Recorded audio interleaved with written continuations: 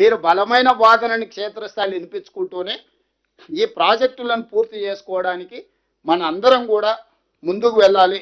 మనస్ఫూర్తిగా ఉత్తమ్ కుమార్ రెడ్డి గారిని నేను అభినందిస్తున్నా.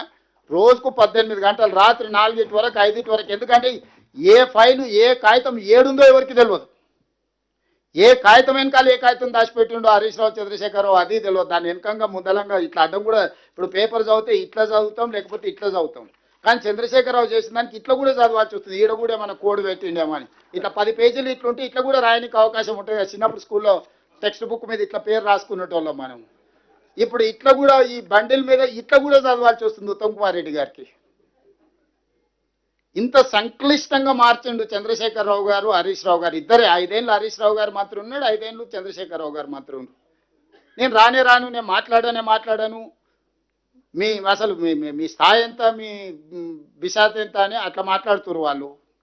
నాకు అర్థం కాలే వాళ్ళు ఎవరిని అవమానిస్తురో, ఎవరిని ఎటకారం చేస్తుండ్రో.